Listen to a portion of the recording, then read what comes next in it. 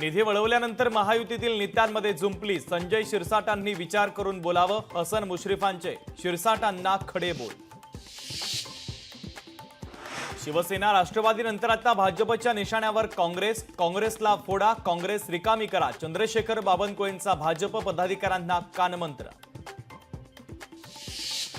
भाजपचे विष पेरतय ते मुळापासून उपटून टाकू. खासदार प्रणिती शिंदेंची भाजपवर सडकून टीका.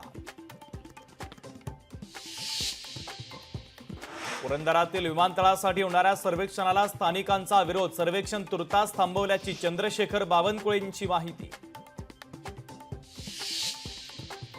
शेतकरी नेते सदाभाऊ खोत यांची निर्दोष मुक्तता. कोरोना काळात नियमांचं उल्लंघन केल्याप्रकरणी दाखल करण्यात आला होता गुन्हा. कांदा निर्यात बंदी संदर्भात केलं होतं आंदोलन.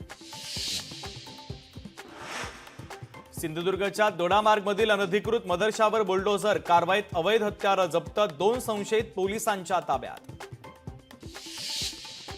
राज्यात अवकाळी पावसाची हजेरी. वाशिम, नाशिक, छत्रपती संभाजीनगरमध्ये अवकाळी पावसानं पिकांचं मोठं नुकसान.